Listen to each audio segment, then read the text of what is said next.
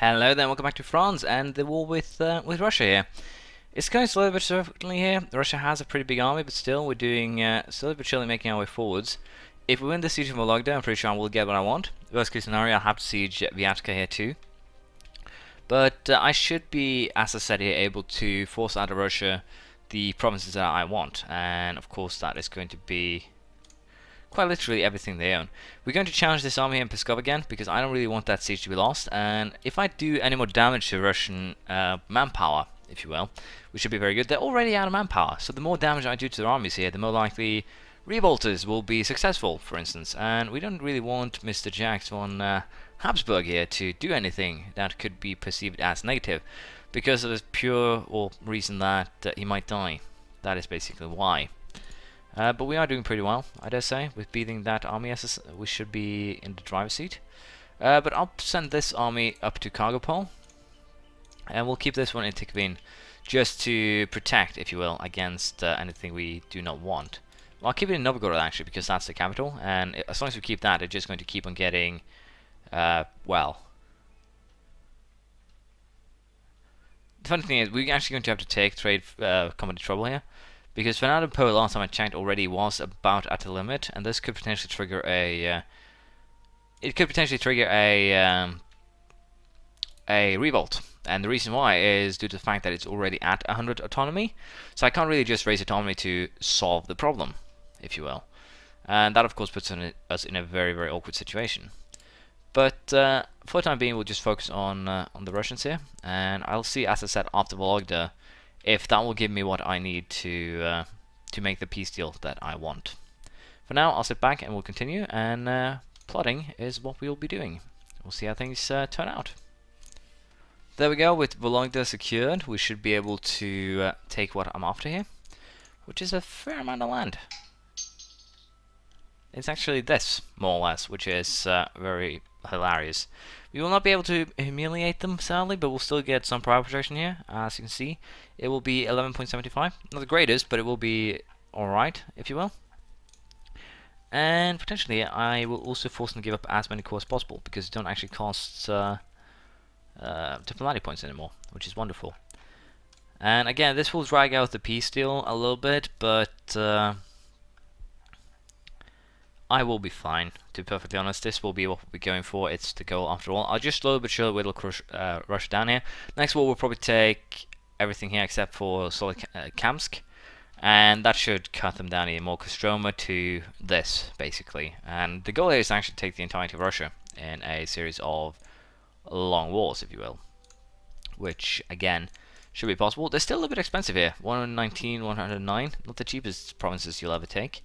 I'll keep, I think, these armies here. We'll send this 24 stack to Alcasus, where it will be used to beat the Scandinavia in a war to come pretty soon.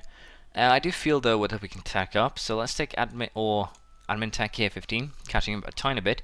I can now use forced march orders, march faster for military power, and we'll also go ahead and upgrade excuse me, diplomatic tech to level 16, maritime law.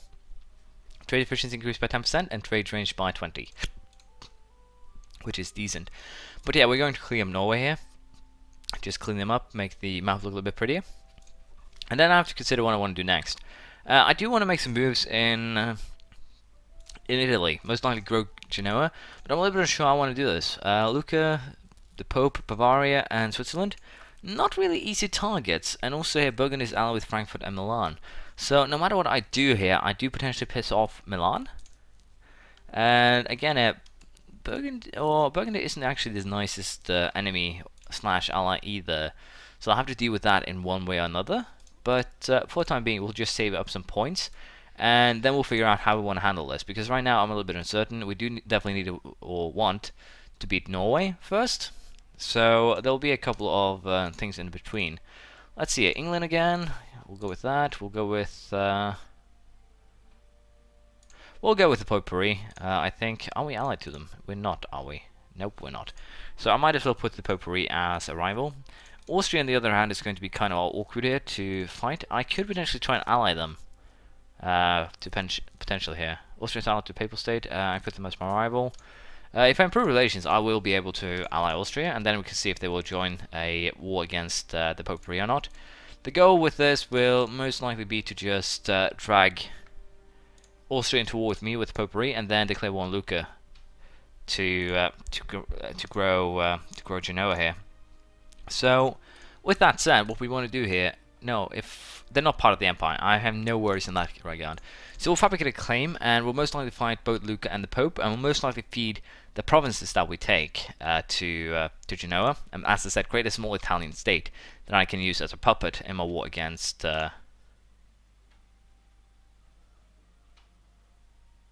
Why should I transfer trade power to you? No, go away. That trade power is mine. But anyways, for now, I'll just allow time to pass. We'll we'll prepare ourselves for the war against Norway, and we'll see how things go. Brandenburg has completely taken down Mecklenburg, which is potentially scary because Brandenburg does have a pretty solid military. Probably even more so than Scandinavia to some degree, but we'll have to see. England is no longer a valid rival. There's going to be happening a lot where I have to just juggle rivals. Lithuania, again, is not the best of rivals, but I can fight them. No problem at all. Lithuania is actually allied to Brandenburg right now, so I could potentially use that as a way to take Greifswald here, and thus put myself into a demanding position to take Berlin in the future. But for now, as I said, we'll wait for the war with Norway to start, unless something more interesting happens. Are you guys still moving? Yes, you are. So I'll sit back, relax, and we'll wait to see what happens here. This could get interesting. Austria just declare war upon Brandenburg. Liberation as a council ally.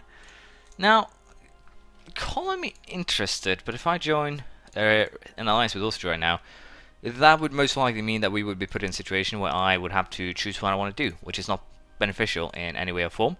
But on the flip side, this means that Lucca's armies will be marching away. Milan's armies will be marching away too, it looks like. I have no idea where you guys are going. Are you going to help Burgundy? You're not at war with them. But anyways, here, as you can see, Austria is currently at war with Brandenburg, Bohemia, Lithuania, and Flanders. So it's not a small war. And as you can see, if we end up actually going after Austria right now, it could definitely work out. I do have the I do not have a truce with them either. So I'm very tempted here to declare war on the Pope, with the goal of Milan, Bohemia, and Poland will actually join me in a war here against them.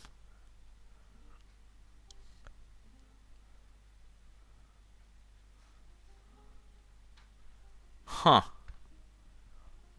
This could be the chance that I've been waiting for, but this also most likely means that I need to move my troops home, and I need to move them home rather quickly. So this could get awkward really, really fast again. But I'm pretty sure that if Austria is already in war with Brandenburg, Bohemia, Lithuania, if we also join in, they will most likely end up in a position where they will be trampled. So I'm willing to declare war on the Pope here, and then declare war on Lucca, with the goal of growing Genoa. So let us just declare war here. We're going to bring in everyone. There's no reason to be upset about Austria or Bavaria. They should be easily beatable, hopefully. And hopefully my fortresses will not fall short. To be perfectly honest, I do have enough money, so I should probably have built a couple more of them. But yeah, that's just my bad. We'll go take in Ancona, and we'll declare war on the Pope. And we are at war with Austria again, which will be hilariously interesting. For the entirely wrong reasons, if you will. But we'll see how this goes. Hopefully here. Bavaria joined? Did Austria not join? Austria did not join the war. It lied to me. But yeah, this is going to be awkward though in terms of giving what I want here over to giving land to Bavaria is actually marching to Treviso. They have to siege Milanese land though. If I'm to declare war now on Lucca, what will happen? Will Austria join into this one? They will. They will most likely accept. Huh. Is it because Austria is already weak, or because on the allies I brought in?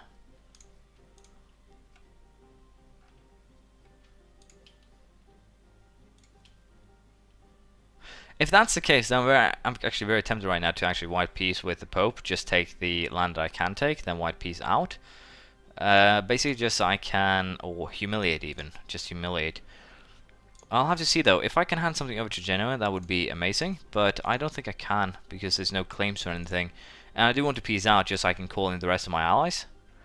But if I can pull things off here, then it could be, wow, Cardinal Richelieu, 100 admin points, diplomatic and military power. Armager Jean Duplessis, Cardinal Richelieu, was 39 years old when he became Chief Minister of King Louis XIII in 1624. His main successful efforts in domestic policy were the fight against the upper nobility and the Protestant political privileges. He also supported overseas trade, colonial expansion, and the constitution of a permanent royal navy. His most notable achievement remained the diplomatic game he played during the 30 Years' War, pushing with French goal the Swedish intervention in 1630, and ultimately joining the war in 1635. His aims had been reduction of the House of Habsburg and the extrication of France from encirclement by enemy territory. He is considered as the inventor of the concept of realpolitik. Interesting fellow. What would he be in terms of... where are you? Cardinal Richelieu. He only gets 1+ diplomatic reputation though. Well, the other guy does too, so... I guess that's fine. We could hire him, but I don't really need level 3 diplomatic dude. So we'll not be hiring him, sadly. But he made a strong case to be hired, I guess I should say. I think we can also go ahead here now and just complete the exploration ideas, because we can. Neo Force Limit modifier plus 25%, as well as a permanent casus belli against primitives. Which means that in theory now I could just straightforward conquer the Mexico here and hand it over to my vassals. Should be perfectly fine. If I do it anywhere else, I have to core it first, but this should be, as I said, fine. I'm a little bit unsure here, again, what I want to do with the Pope. As soon as I actually see what I want here, I'll probably just go for Humiliate. But we'll see. And if everything goes as expected, I will most likely do a little bit more. Thank you for watching. Leave a comment, praise, criticism, anything you feel like, and we'll continue next time. Bye.